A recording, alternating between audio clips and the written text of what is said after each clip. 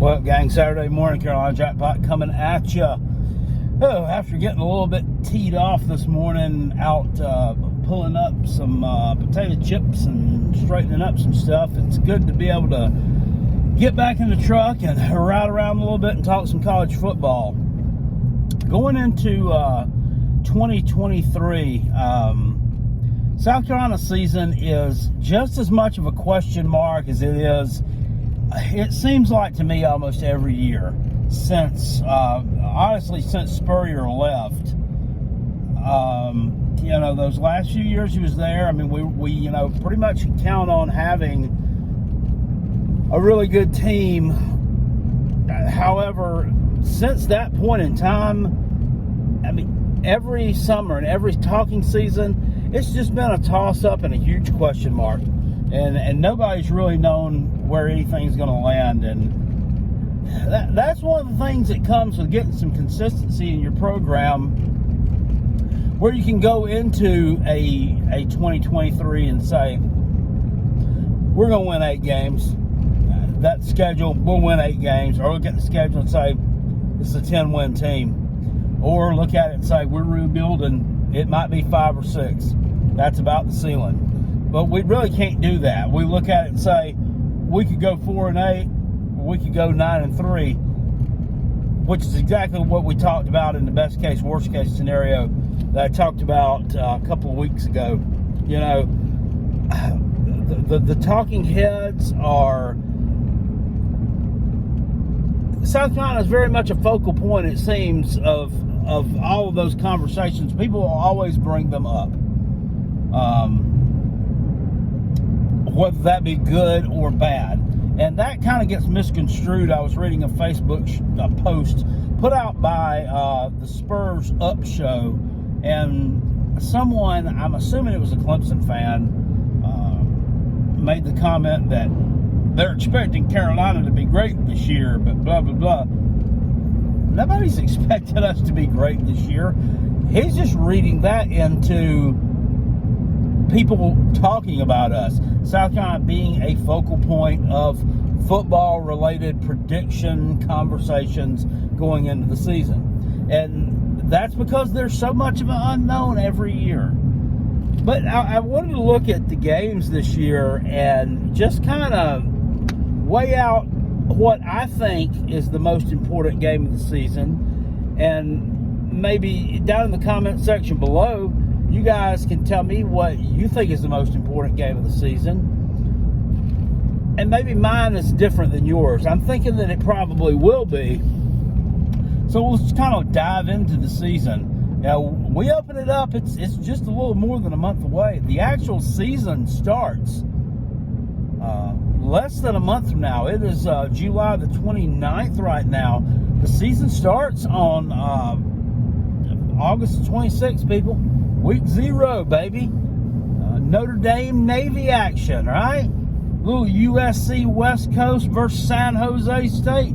I know everybody's looking forward to that.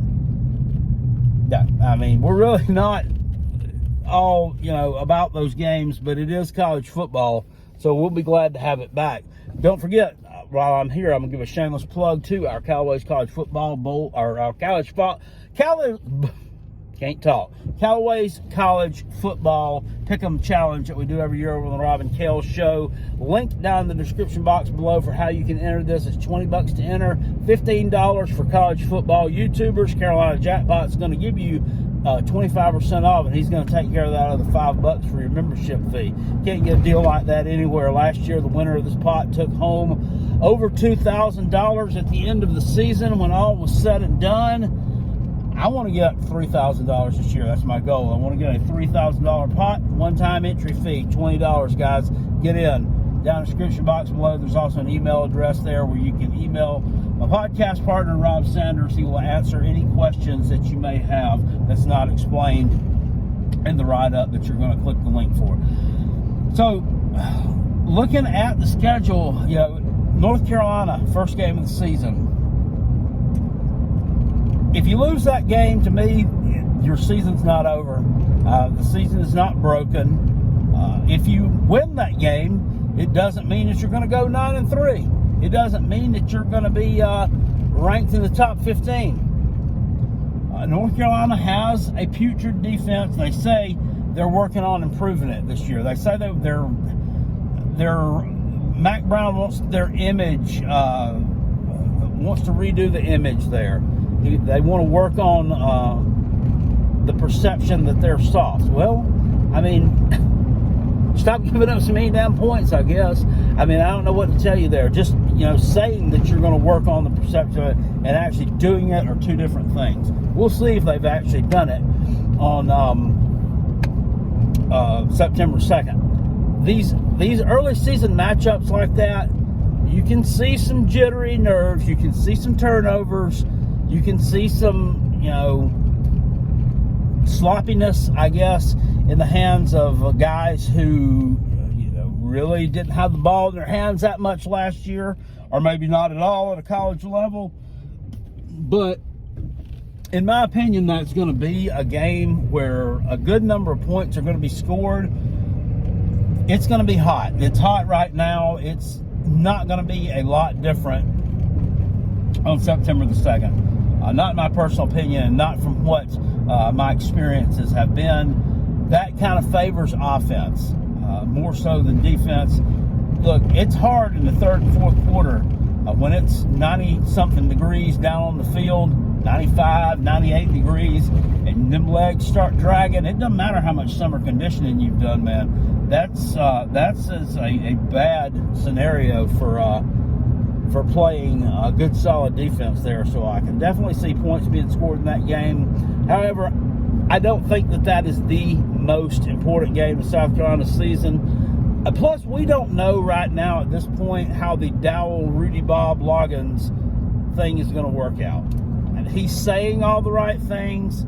I mean, he's got the fan base behind him right now. That's great. I'm still skeptical on the guy. I'm skeptical on him, and we're going to have to prove it on the field with his play calling before I'm sold on him.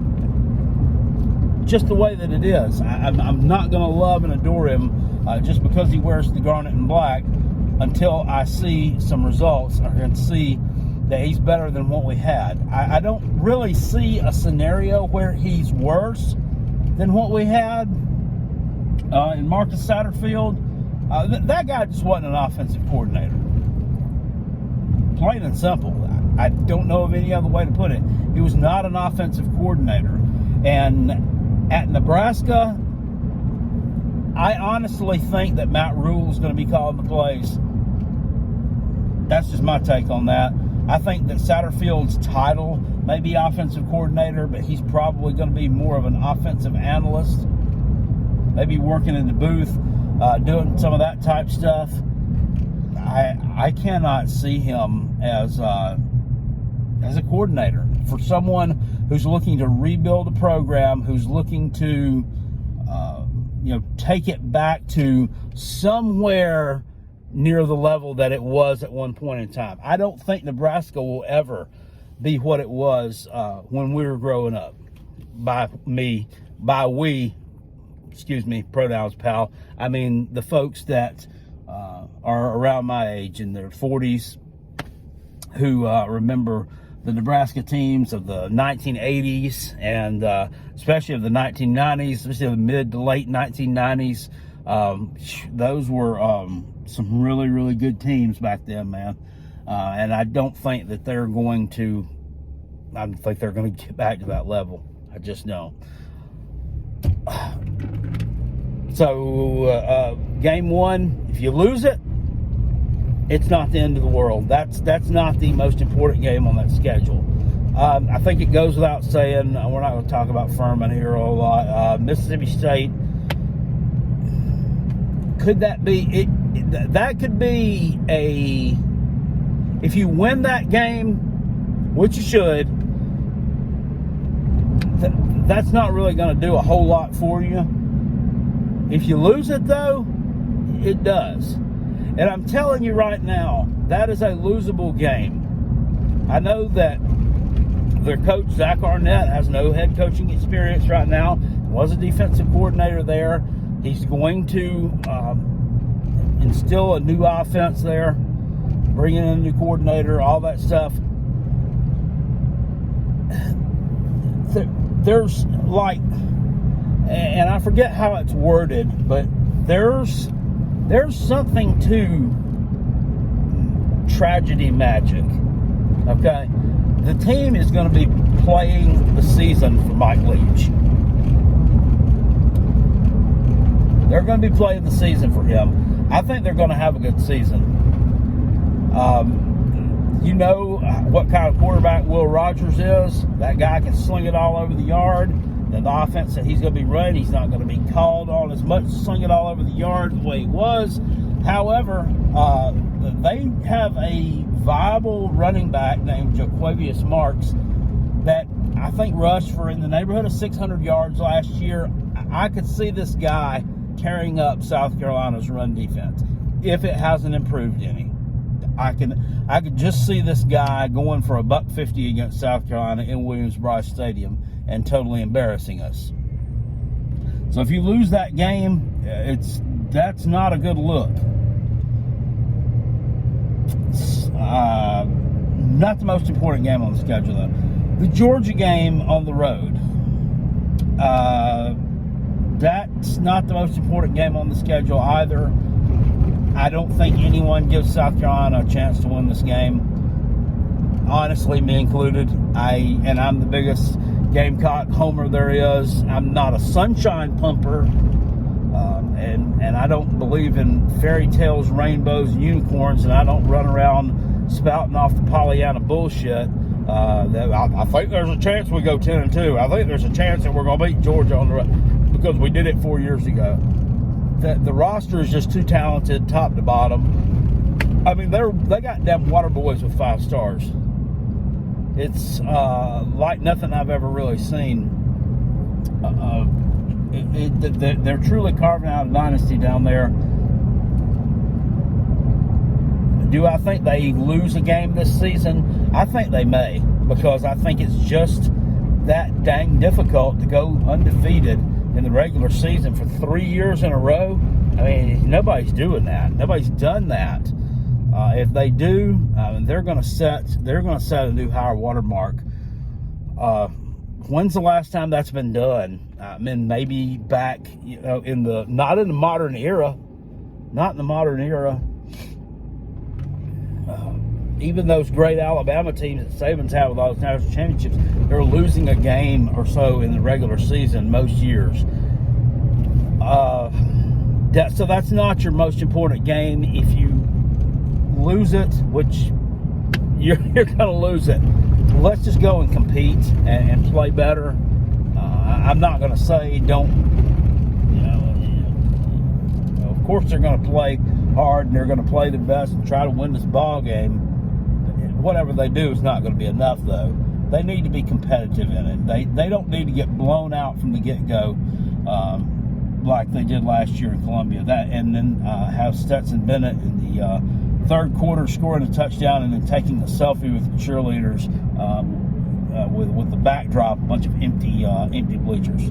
That was a low moment as a Gamecock fan. The game at Tennessee, and I may be going out of order here slightly, forgive me. The game at Tennessee, yes, it's an important game. This was very hard, and this kind of made my list, but that one's not your most important game. And to that point, I'm also going to point out the end of the year matchup against Clemson is also not the most important game on the schedule, because those are teams that you were not expected to beat last year. You were double-digit underdogs to both. Why South Carolina went into Clemson as a double-digit underdog after beating Tennessee the week before the way they did, I'm not really sure. But those are not your most important games. Both teams are going to be really good this year. I think that Clemson's going to take a little bit of a step forward. Tennessee, I think Tennessee treads water with a slight edge to taking a step back. and I'm not saying this to ruffle the feathers of the Tennessee fans. This is not smack talk. With the loss of those receivers, I know you played well last year in the bowl game against Clemson. Clemson had some key pieces defensively that didn't play in that ball game either.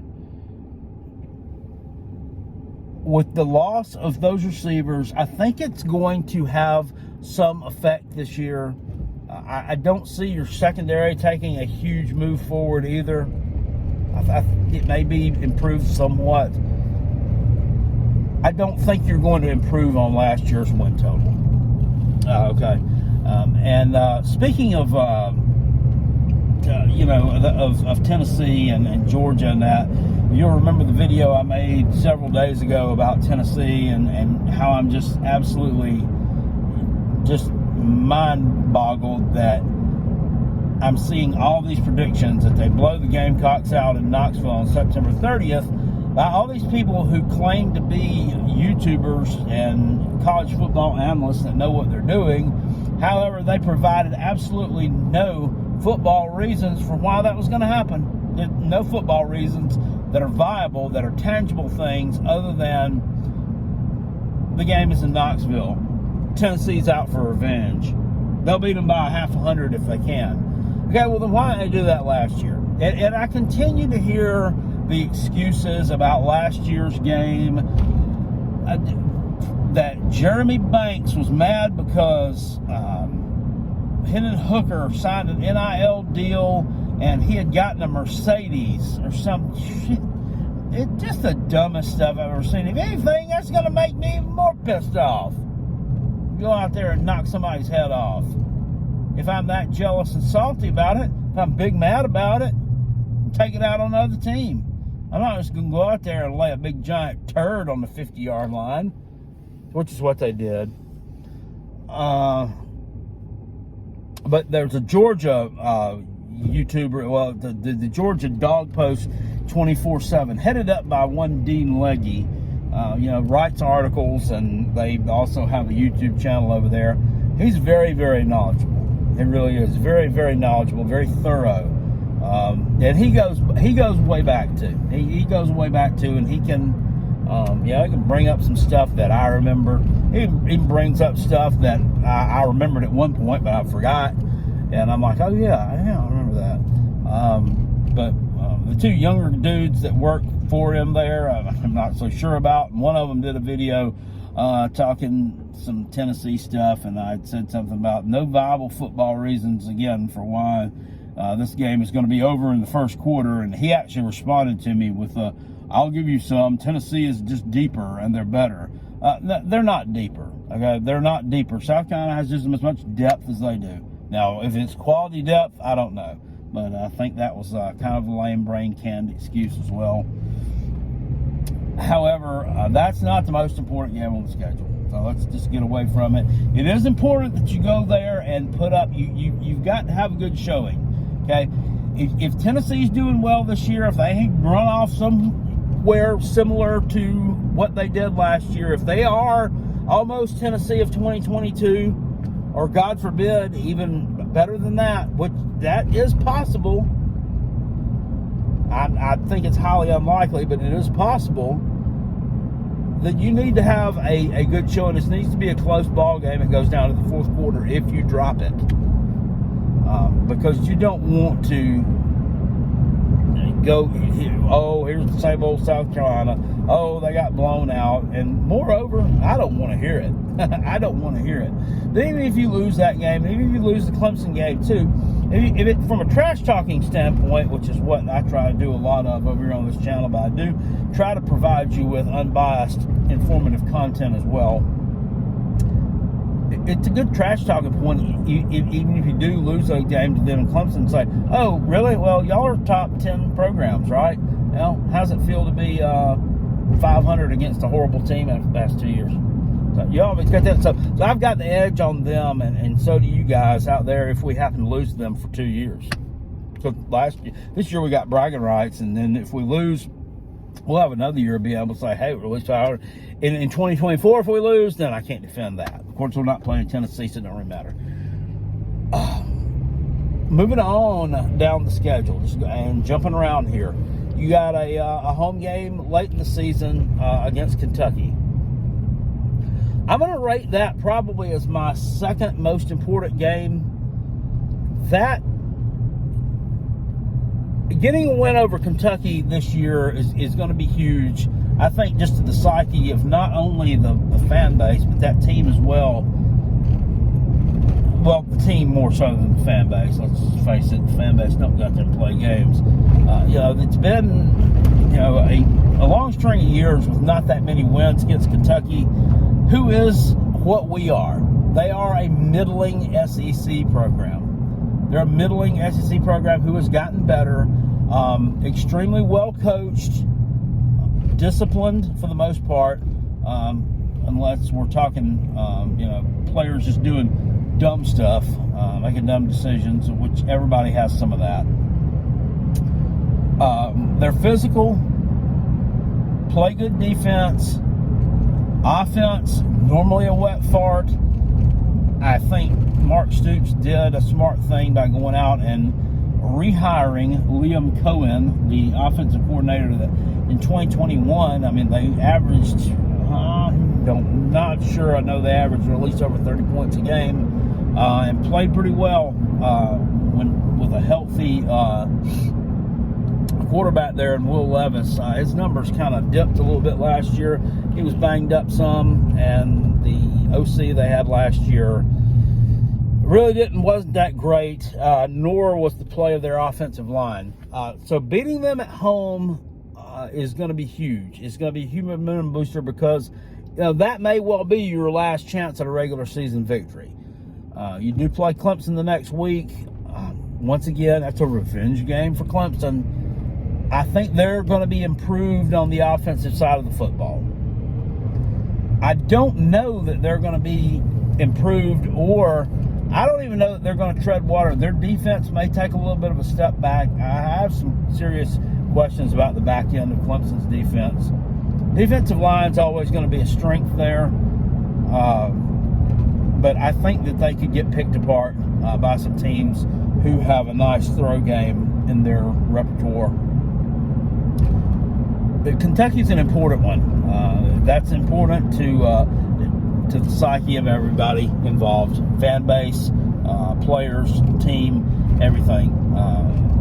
You've got to get over the hump and continue to play well against this team. Last year was a nice one. The Kentucky fans still, make excuses that their quarterback, Will Levis, was out. Levis was out. That's why you won it. Levis was out.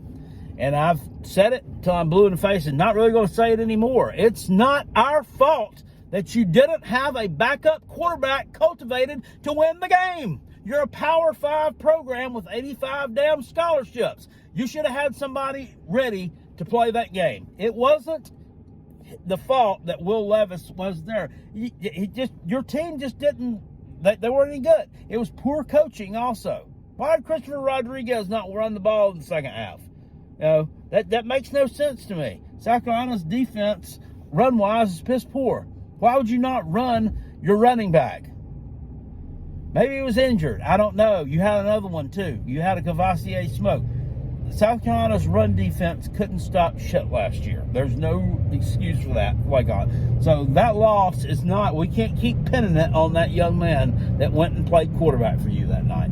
You just can't. You weren't going to win the game regardless. Your offensive line didn't play worth a damn. Your coaching was bad. And defensively, you just didn't have an answer for Jalen Brooks. Played very well in the South Carolina game at Kentucky last year. And that's a guy that people don't talk about a lot that's going to be sorely missed this year. I'm really going to miss Jalen Brooks. The Vanderbilt game, and that goes without saying that's not, I'm telling you, I'm not high on them this year. I've got people saying, well, they win 5-6 games. They may make a bowl. Hey, if I get egg on my face with that one, I'll gladly take the egg on my face. But if they go 3-9, like I'm predicted, I'm definitely going to tell you, I told you so. So that's not the most important game. Jacksonville State game is not the most important game. Fun fact: they're coached by Rick Rodriguez, and I did not know that until I started reading up and studying up on them some. But also, that's not one that needs to be slept on. They're not a terrible team. At the FCS level last year, I believe they were 9-2. They beat Florida State a few years ago. Yeah, South Carolina should handle them with no problem, but that's just, it's a team that I could see, turning into something like Liberty or turning into maybe a Coastal Carolina at the FBS level in a few years. I think they got a bright future here. I mean, I don't think it's going to be like a UMass that's going to go out there and lose every game by 50 points, and probably wishes they could drop football. Not the most important game, though. Texas A&M on the road, again, not the most important game. Jimbo Fisher, the Bobby Petrino marriage, is that going to work out? I mean, I will have to believe that it will, at least for a while. I don't believe it would have been brought into the fold if he didn't think he could work for the guy, right? Or work with the guy. Or have him work under him, however you want to phrase it. Petrino, brilliant offensive mind, questionable character. Maybe he's changed somewhat.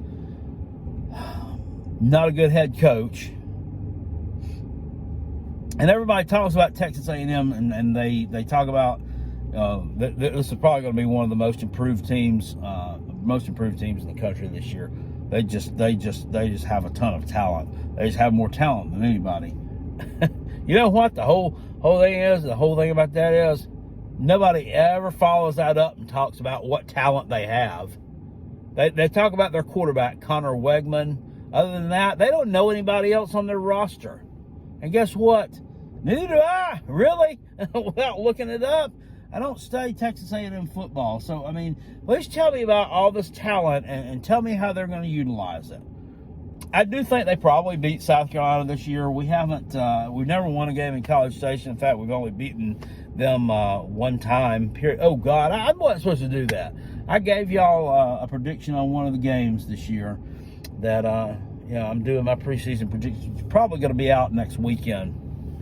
Next Saturday or Sunday, I'm probably going to have the premiere of my Gamecocks win-loss record prediction game by game and breakdown of the offense, defense, and all that good stuff that I do every year. Where's the talent? Who are they? What do they do? What do they do well? What is there to make me believe that they're going to win these 9-10 ball games this year that people are saying that they're going to win? Because I just want to know. Just want to know. But not the most important game on the schedule. I think it's a game that a lot of people think South Carolina is going to drop. Spoiler, Carolina jackpot included. Mizzou on the road, is that the most important game? You know, this is up there. This is up there. That's another thing that they're a middle of the SEC program too, just like Kentucky, just like the Gamecocks, and just like Florida, really. South Carolina has not fared well against them the past 4 years. They've lost 4 games in a row. And honestly, they've just been the more physical team. They're very much like Kentucky in the fact that they can beat you up on the line of scrimmage. Their defense last year was really good. Offensively, they were horrible. That's why Carolina jackpot was just really, really in a dark place after that Mizzou game. We got to go out there and, you can only put up 10 points. And yes, they did have a staunch defense. Their offense is not able to move the football, really. And you kind of let them expose you a little bit. Once again, run defense in that game was not up to snuff, nowhere near the standard that it needs to be to even be competitive in a ball game. You would have gotten blown out if you'd have been playing somebody with a viable offense that day. I'll just say that. If you'd been playing a Tennessee that day, you would have been beaten 70-10 instead of 23-10. That's a road game this year, so you may get a little bit of a mulligan for losing it just because of the fact that it's on the road. But South Carolina needs to beat Missouri. A lot of people are high on them this year, and I'm not going to disparage Mizzou at all. In fact, it's one of my favorite teams that's not South Carolina. And when they're not playing the Gamecocks, I pull for them. Very entertained by the Mazod cast, which is a combination of the words Mizzou and podcast. So go check it out on your, whether you're on iTunes, Apple, Spotify, whatever there are, wherever you find your podcast at. Go type in the Mizzodcast, Mazodcast. Give it a listen. It's they provide informative content, and it's also fucking hilarious. So that's why I really enjoy that. But not the most important game of the season. If you drop it, I don't think anybody's going to be surprised. If you win it, I don't think anybody's going to be surprised, because it's finally time for South Carolina to beat Missouri. Offensively, I feel like we can stretch the field on them a little bit, despite the fact that they do have a decent defense. I think that that Spencer Rattler can kind of stretch the field out a little bit, and they can kind of get burned somewhat. I think that DeCarrion Joyner may be one that could have a big day that day, getting some things going in space against them. But not the most important. The most important game of the season, and boy, this has been a long video to get to one little point, hasn't it? I think I just really wanted to talk some football. The game against Florida in Willoughby on October 14th comes off a bye week. Florida was absolutely horrible last year. The Gators finished up 6-7 for the second season in a row. And in 2021, it would have been hard to fathom that they could go from an SEC champion in 2020. Yes, it was the year of the COVID, but you know, they still won those games on the field. The bottom just really fell out there towards the end of 2021, and then kind of carried over into 2022. Built some momentum off the get-go with that win against Utah at home. And I didn't see coming, and I think that Utah was maybe just a very short favorite, and when that line came out, everyone was like, that's kind of crazy. And then they went out there and won and kind of proved that to be so. But Anthony Richardson last year at quarterback didn't play well. Guy does not throw the ball well. Didn't throw the ball well there. He has some type of talent that we didn't see really at the college level, that the NFL folks think that they'll be able to develop there, and that he'll be able to be successful as an NFL quarterback. We shall see. But the rush game, they rushed for 309. It was either 374 or 394 last year against the Gamecocks. You got to stop that. You have to stop that. And if South Carolina wins this game, it will be proof to me that their run defense is finally shored up. That they finally moved the needle on that run defense. Everybody looks at that last year as a what might have been type scenario, because you could not run the ball and you could not stop their run, and you see what the result is: a 38-6 loss in which you didn't even score an offensive touchdown. That 6 points came from Kai Kroger throwing a touchdown pass. I believe it was to DeCarrion Joyner. I was so angry by that point in time, my mind was a bit frazzled. Well, that and the 18 Miller Lights that I already drank before that happened also contributed to the frazzling. But huge game at home off a bye week for South Carolina in a portion of the schedule where you could have a bit of a rocky start. You could have a bit of a rocky start. South Carolina could go, you could go 3-3. They could go if South Carolina goes through that first stretch, 3-2, 4-2, and I don't have the schedule here in front of me, but if you beat UNC, you beat Furman, you beat Mississippi State, you somehow beat Tennessee, and then you lose to Georgia. What? That's 4-1. I think it's more likely that you're 3-2. That being with a win over North Carolina, Mississippi State, and Furman. I think that's probably the more likely scenario. But say you lose to North Carolina and you're 2-3 coming into that game. Say, God forbid, you lose to UNC and Mississippi State and you're 1-4. The season's already gone off the rails by that point. Okay, and this would just likely be the nail in the coffin to finish it off. But if you're 2-3 at that point, that's probably worst case scenario with just wins over Mississippi State and Furman and then losses to the other three.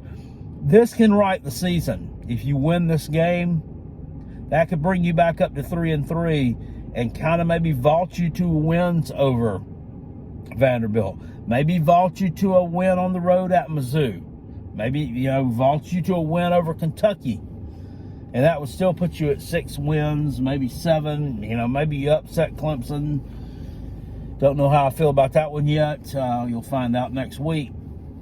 But that Florida game is it can be a huge momentum turner one way or the other. And it can right some wrongs if it goes our way on the scoreboard.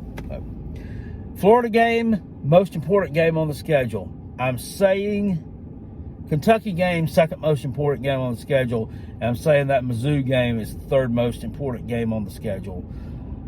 You guys let me know what you think down in the comment section below. Remember about the contest that I told you about earlier on in the video, like 33 minutes earlier than this.